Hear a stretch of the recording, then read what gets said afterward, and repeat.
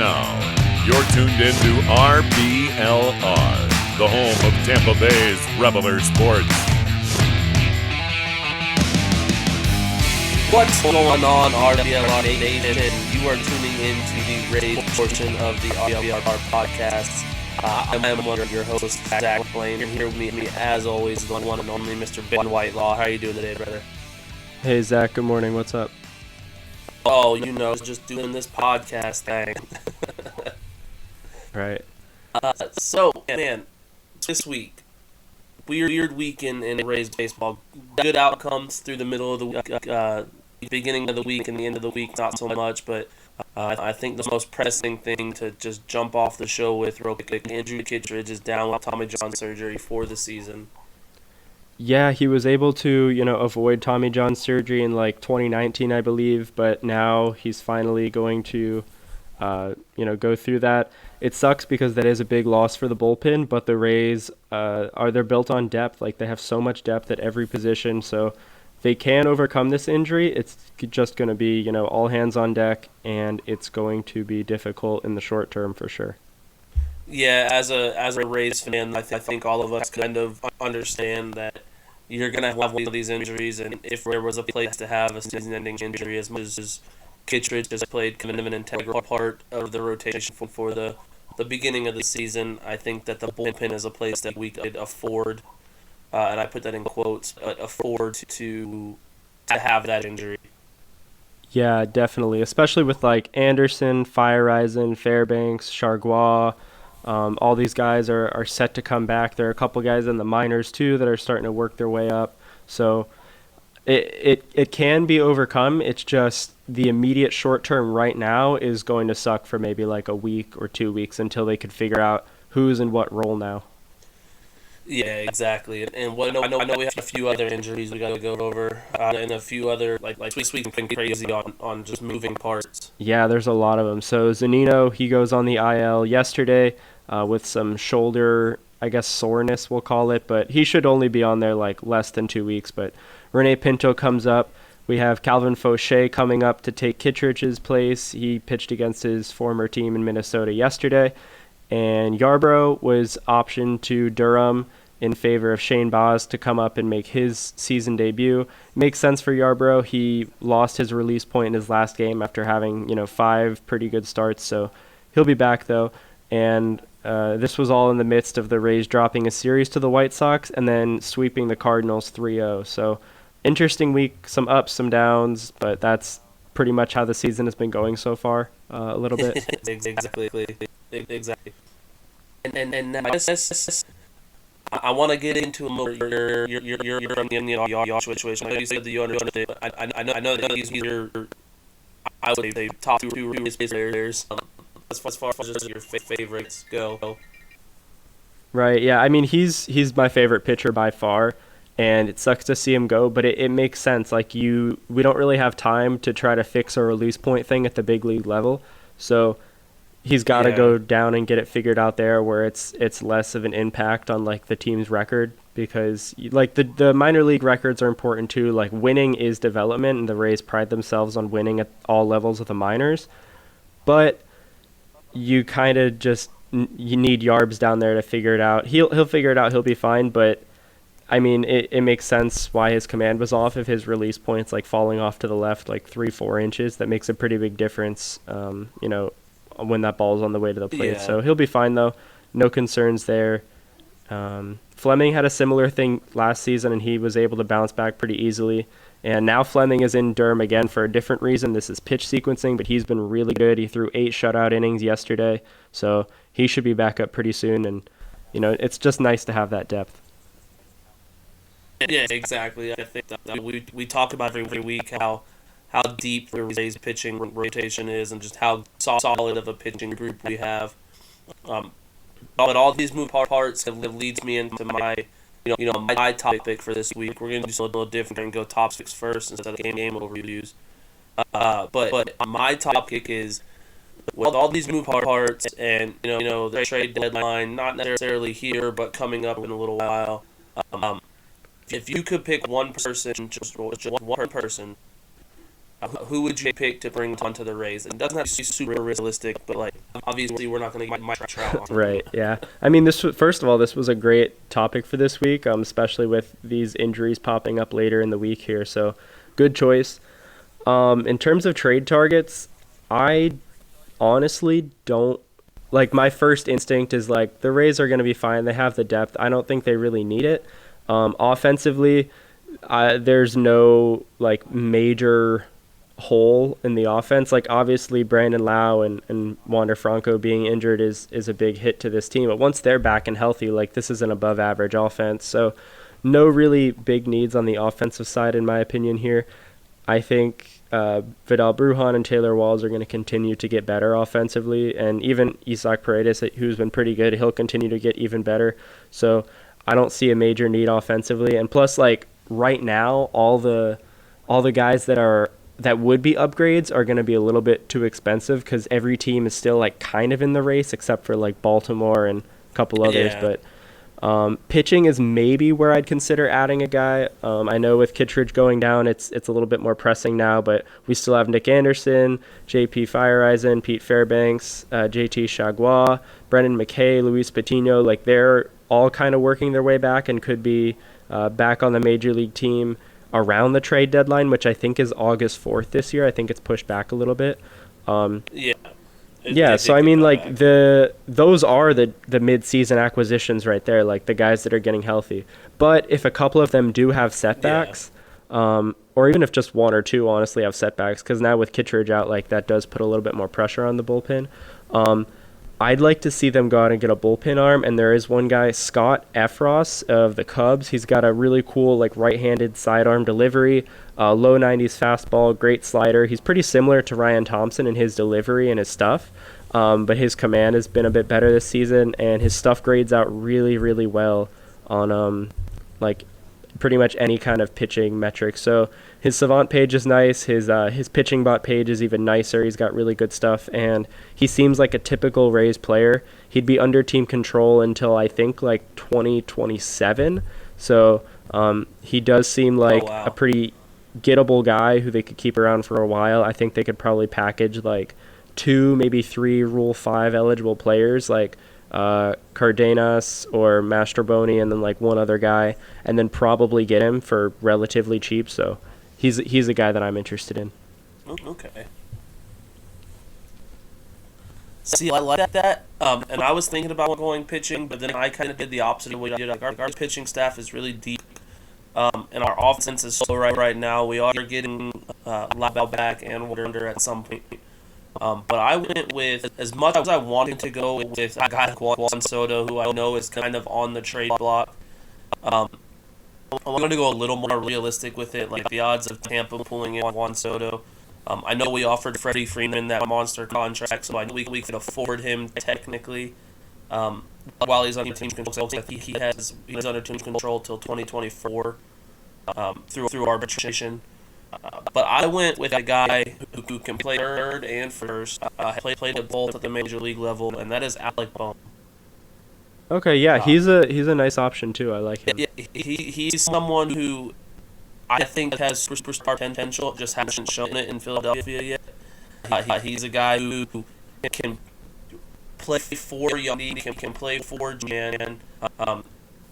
Obviously, I don't want him to take Yandy's spot because Yandy is a walking machine. So I love Yandy's ability at the plate, and Choi right now is on a hot streak. So as I was doing it, I was like, well, let's just give them days off. But at the same time, I feel like if we were to have him and Yandy playing first and third, because Yandy has shown the ability to play first, I think that would be just a ridiculous infield with him, Yandy, Wander, and Lau. That's where I went with it. He's got the ability to hit for power. He's got a decent batting average over his career at 771. So it's just he was the guy that I would love to have on the Rays. Okay, so who would be left off the roster then? Like, because you can't have like all of those bats. So everybody they have now, and then let's say they go out and get Bohm. Like, who's gonna get DFA'd or optioned or traded away? Yes, among the infielders. Yeah, that was kind of my dilemma. Both the people that I say potentially trade away, both hit home runs this week and had solid weeks in Taylor Walls and Vidal Brujan. I don't think either one of them get traded for Bohm, like by any means. I don't think that Bohm is at that level yet. But we do have a crowded infield, so I could see potentially Brujan or Walls getting sent down. Brujan is kind of on the up and up right now, though, so I would imagine probably Walls is as much as I like him. Yeah, I think either of those might be a good, I guess, option to get optioned. I think Harold Ramirez might be more likely to go, possibly in a trade or a DFA. I didn't even think about him, to be honest with you. I mean, he's essentially the right-handed first baseman on the roster right now. So when they're platooning, like, they can't put Yandy, Bohm, and Ramirez like all at first base at the same time. So like Yandy would likely take first. I think he's a pretty good defender over there. Bohm would go over to third, and then Harold Ramirez maybe DH, maybe on the bench. He's not a very strong outfielder, even though he is fast. But I like the season that he's had, and I kind of want the overperformance from Ramirez to continue. I did a little bit of like research on him this week, and I really like his approach. I put out a little Twitter thread about it. It was cool stuff. So I don't know if I'd be excited to, get rid of Ramirez just yet. But I guess the other side of that trade is, who would you give up for Boehm? Like, what would that package look like in a reasonable way?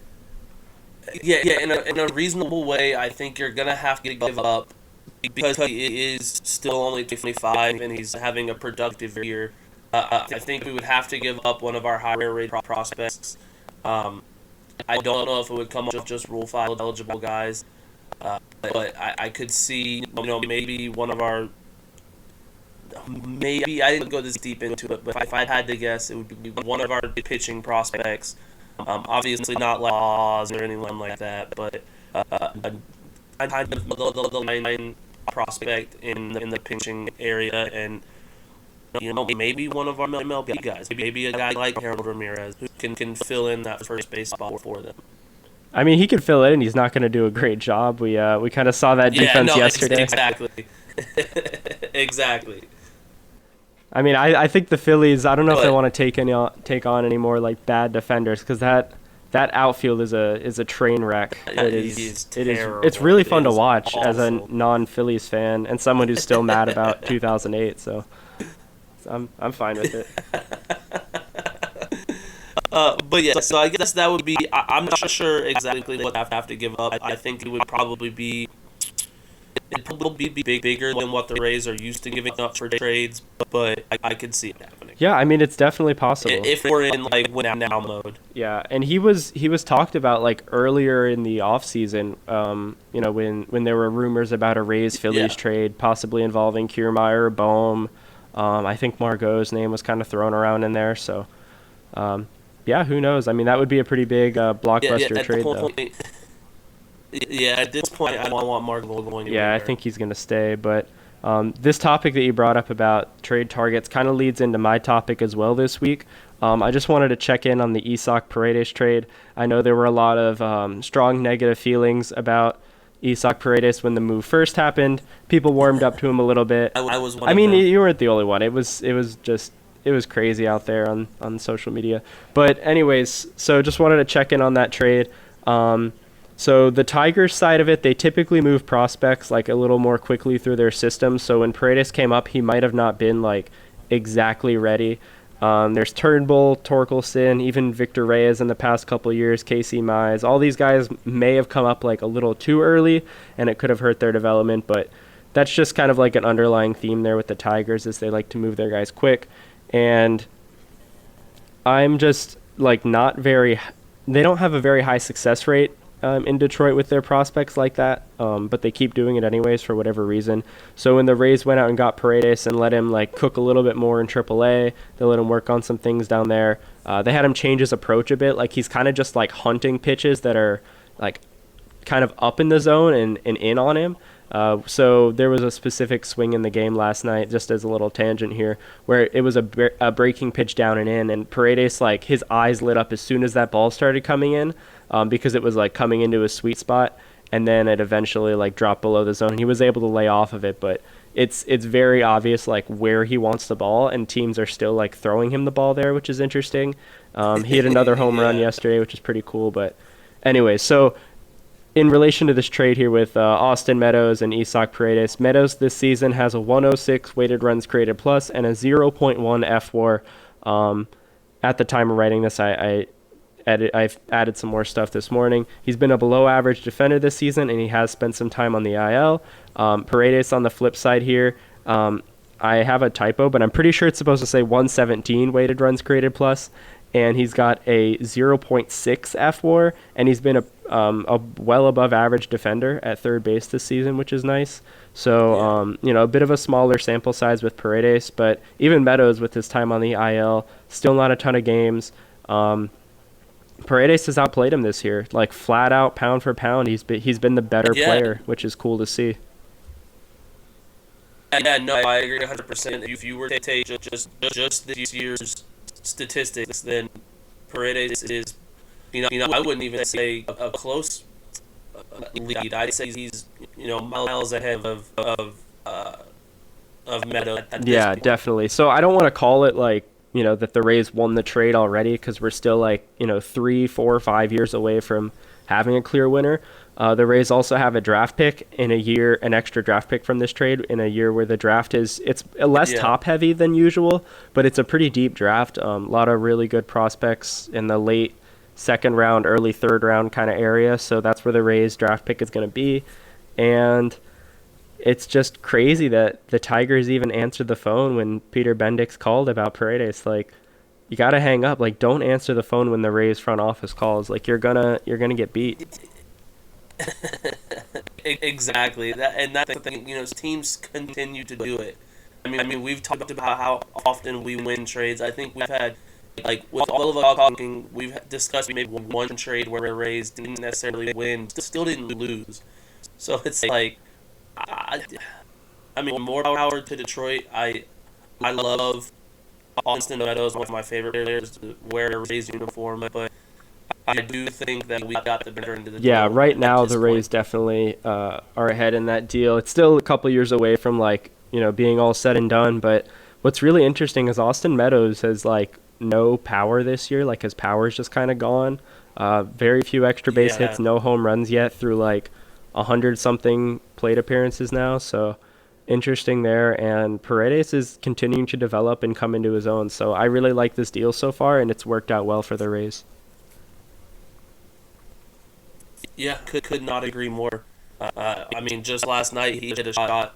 Paredes did. Yeah, there was I think that's the second or third of the season. It might be his fifth. I'm not sure. Because I know he had two against. Well, I mean, he had that revenge game against Detroit where he had two. Yeah, he had two against Detroit. He had one against the White Sox recently that I remember for sure, and then he had one last night, so that's 4. And I think he had an extra one. So at least 4. I'm pretty. Yeah. Anyways, yeah, it was like a 406 home run, pretty big one. Good stuff from Paredes this week though, and this season. Yeah, and that kind of leads into where we can kind of go over the games from this week. Like we said in the beginning, we had an off day, but we lost the final game to the White Sox. We recorded last week on Sunday, so we had one more game against the White Sox, and it was a bad outing by Yarbrough, like you said. The White Sox lit us up in the first 2 innings. That's all they scored, so our bullpen kind of came in and shut them down, but we just couldn't battle back in that game. Yeah, Giolito had some good stuff. I know the Rays eventually got to him and made it a little bit more interesting, but like you said, that one was on Yarbrough. He said it after the game himself, and it's really the release point. I hope he gets it figured out soon, because the Rays are always going to need pitching depth all season long, so he'll figure it out. I'm not worried about that, but it does suck to kind of drop that game when it was pretty winnable if they just pitched a little bit better. Yeah, exactly. I mean, our offense played well. We put up 5 runs board. Paredes homered in that game. Ramirez hit a sacrifice fly. Range tripled. He's one of my favorite players ever, I swear to God. And Zunino also homered that game. So our offense put up numbers from the 5th and 6th innings. It just, we could not. I mean, six runs is a lot to overcome. Yeah, it is. And when the Rays score 5 runs, like they're usually in a pretty good spot to win the game, but a pretty rare bad outing there that it didn't really happen. Like before that, Yarbrough had 5 really good games. He had like an ERA like around 2, a FIP around 3. Like he was dealing for a while, and then he just forgot where he's supposed to let go of the baseball in like relation to where he's throwing it. So whatever, he'll figure it out. Still sucks to not have Lau because I feel like the Rays would have put up like an extra run or two a game with him and Wander, but they just have to really stay afloat until those guys get back. We've got it previously in our with those guys out to just be 5. And this week we surpassed 500 all, which is nice. We went 3 and 2. So we're doing what we need to do. Just like I would like to go on these teams out and having a damn game win streak. The injuries we had, like that's just not realistic at the point. No, and they did, show some signs of life in the next series here against the Cardinals. I really liked the spring start here. It was another good one. He had a 2.47 FIP that start, 28% called and swinging strike rate. Kiermaier threw out Goldschmidt at the plate in the extra innings there, and then Taylor Walls walked it off. That was a really nice game in the first one. Yeah, it was very exciting to see Walls do something like because I know Walls is starting to get a lot of crap on social media. I've seen it from some of the Rays fans, like, oh, he can't hit, he can't do this, blah, blah, blah. And he just kind of shut him up with that, in my opinion. The beautiful 3-run shot, the foul pole, first walk-off home run in MLB. I mean, it was just beautiful. Like, I don't know what else to talk about as far as the Walls player this game. Yeah, it was pretty cool. And the Rays had heading into that Walls final at bat, they had just a 15.4% chance to win the game. So Taylor Walls flipped that number on its head, and it was a really nice call on the radio too. That's where I was listening to it. Just really great stuff. Love the Rays radio team, much better than the Apple TV broadcast team that we had last night. But yeah, the series against the Cards as a whole was really nice. They had a nice blowout win. They had a good pitching performance from McClanahan, and Choi hit a 2-run home run in that one game. So just an overall really good series. Good might be an understatement on McClanahan's performance in that game. Yeah. It was the final game of the series. And he was 8 innings, 9 strikeouts. Yeah, he was on it. And it just, I'm tempted. I know you said it in the Discord, but I think he was one of the best pitchers in baseball. I think he is the best pitcher. Like, at the MLB put out like a Cy Young front runner graphic, and they just do it for clicks, obviously. But they had like Nestor Cortez ahead of McClanahan, like in a game like after Cortez gave up like 3 or 4 home runs. Like, what are you doing?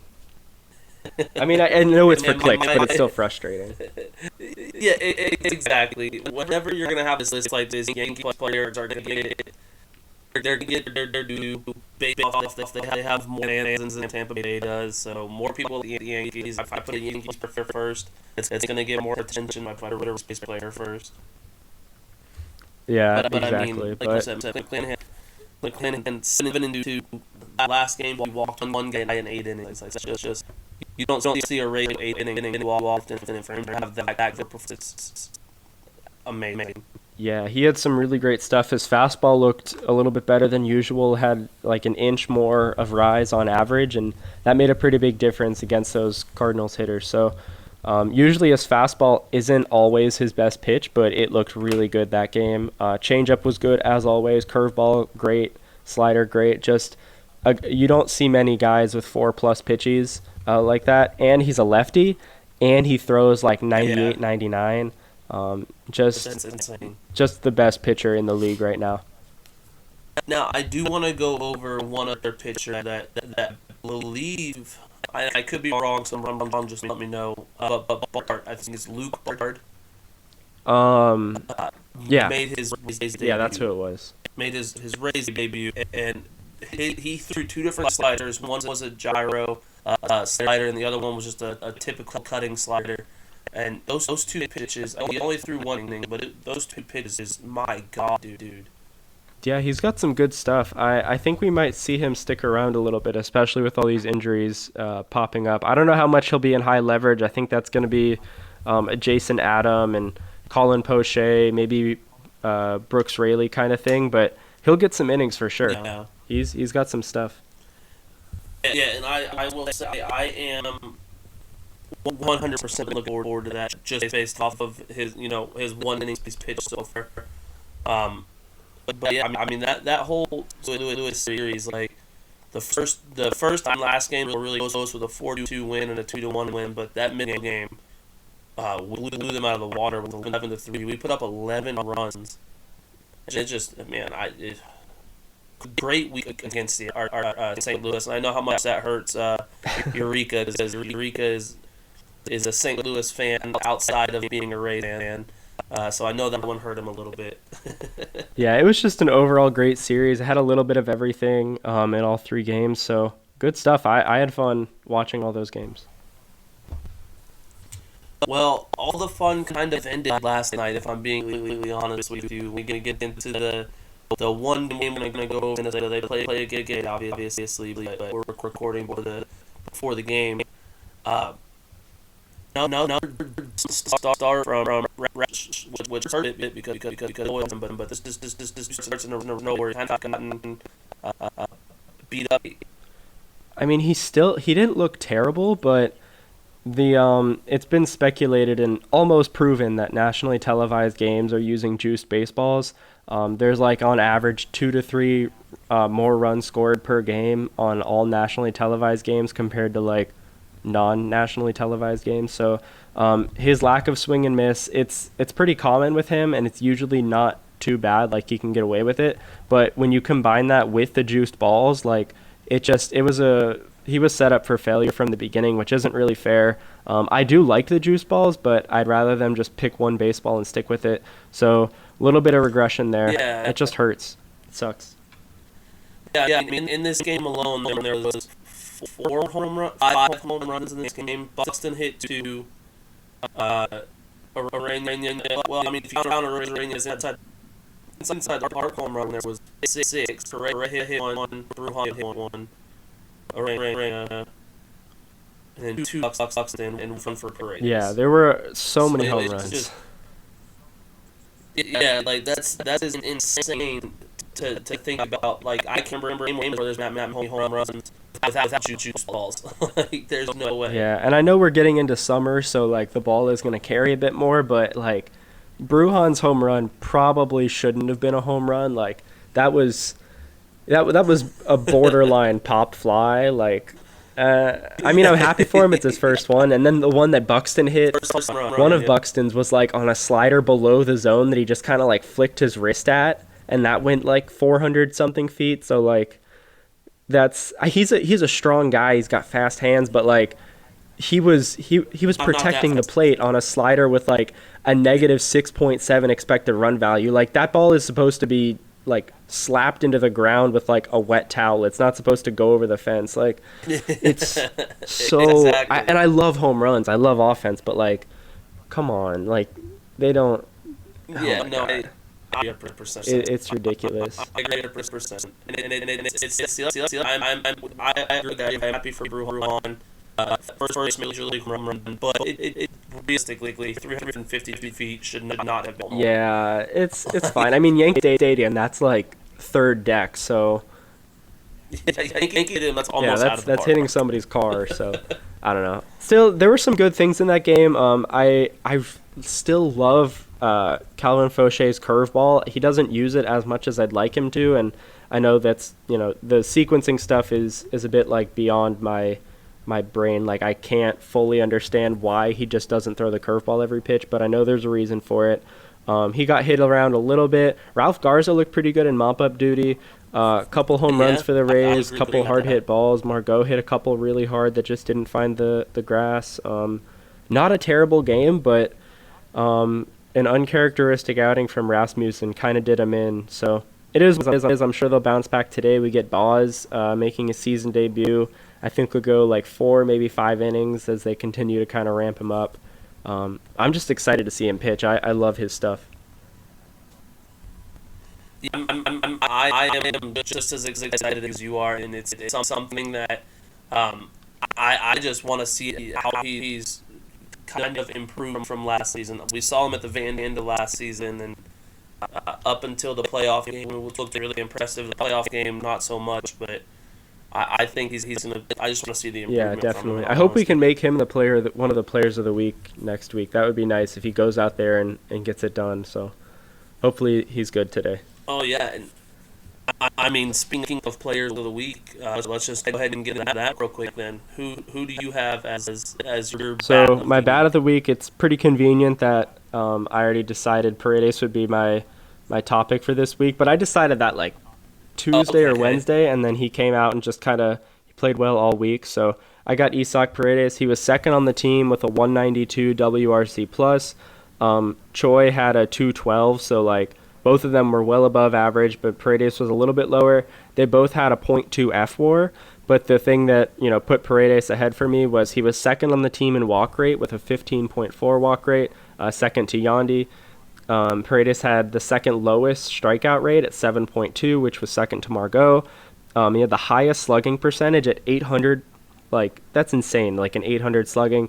And then he had so he had the highest slugging and then the highest OPS at 1108. So just a huge week from Paredes. And yeah, he looked really good. He was like near the top in most offensive categories or at the top in others. So he was, statistically one of the three most valuable guys. Yeah, three it was, not four. Three most valuable guys on the team this week. Okay, so who were the other? I know you said Choi. Choi was one of them, and then Randy was up there as well. All right, so there you go. I figured Randy was up there. That was my bat of the week. Yeah, he had a really nice week. He had a nice week. He does a little bit of everything. He hit 3 home runs this week, counting the inside the park home run. He hit a triple. He put us in position to win multiple times. I felt like, and that was why I went with him. But I will say that we have gone with a Rosarina before, so I am more than down to have Paredes be our bat of the week due to him not hanging it. Yeah, I'm fine with him or Randy. I just know they were both, like, in terms of value added to the team, they were, like, about the same. So, yeah, I mean, either one's cool with me. Who'd you have for your pitcher for the week? My pitcher, I'm going with the one and only Mr. Shane McClanahan. Yeah. Based off that, just 8 innings, 9 strikeout, 1 walk. Beautiful game. To me, there wasn't another pitcher that jumped off the table like that. No, Springs almost maybe sort of thought about coming close, but like nobody can touch McClanahan. He was my pitcher of the week as well. 0.4 FWAR in 8 innings, 1.26 FIP, 31% strikeout rate, 38% whiff rate. The Cy Young campaign continues, and it's really not that close. Like he's the best pitcher in the league right now. I agree 100%, and I will say that I do think there is one thing that make him a little bit of a better pitcher. And what would that be? And I think that would be if he went to shop.rblsports.com and got one of the most badass Tampa Bay Rays inspired T-shirts. I'm telling you, we got Rays T-shirts. We got Bolts. We got Rowdy. We got Bucks. We even got some illegal football bandit merch in the shop. And they are some of the best shirts you could imagine. Plus, Eureka, our producer, designs them. So anything to help us out is amazing. If you wanted to, I'm going to send it over to Ben. He's going to give you guys a discount code to get 10% off no matter how many shirts you buy. Yeah, so you can use promo code FLAPPY, that's FLAPPY, for 10% off your order. I'm sure the link will be in the description, but you can still just go to shop.rblrsports.com, pick out some team-inspired shirts. If any teams are trying to sue us for our designs being too close to them, I will put Eureka's personal phone number and address in the description, so you can go after him. It's not my fault. It's not Zach's fault. It's all Eureka. Yep, target Eureka. Every shirt is his idea. We give no input. Everything is his choice. Yeah, so everything's his fault, basically. So after we just buried you, one of the nicest guys in the world, basically, we've got a week coming up where I know we're going to play the Twins and the Yankees. What do you see coming up this week, and what are you looking forward to? Just stay afloat. The Rays went 4-3 this week. Continue to play at 500 or slightly better until Brandon Lau and Wander Franco get back. That's the big thing here. Reinforcements are coming with pitching. The bats will come too. They're on their way. Brandon Lau, he's maybe 3 weeks away from coming back. He's about to start hitting off a tee. Wander Franco's just doing some regular exercises, non-baseball stuff. He's still a few weeks away. Zunino, his loss defensively is going to be felt, but he really won't be out more than like 2 weeks. Kittredge, we'll see him next year. He's done with his Tommy John surgery. Fire Risen's got like a bone bruise type thing rather than structural damage, which is a good sign. He should be back maybe early July. Patino's working his way back up. He's slated to pitch maybe 2 innings today in Durham. He threw 1 in the Florida Complex League a little earlier this week. And Nick Anderson, he's moved on to throwing live batting practice. So reinforcements are coming.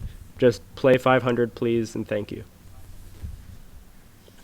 Yeah, I mean, I think a lot of people, when we say play 500 ball, might freak out, but we got to keep in mind the Yankees are going to die out. They are having a good season so far, but they are not set up to have a good season all season.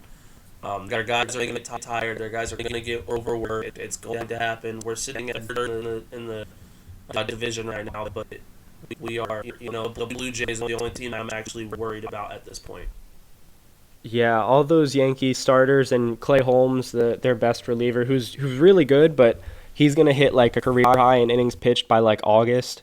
All their starters, except for Garrett Cole, are going to hit career highs in innings pitched by like maybe at the end of July, especially with Nestor Cortez and Jamison Taillon. Luis Severino's coming off surgery. Like, it's crazy that they're just going to like blow through their arms so early in the season, but whatever, I'm cool with that. I know they have the resources to go out and get pitchers when that does happen, but they're playing with fire. So I like the Rays. I think they're set up to perform better in the long run.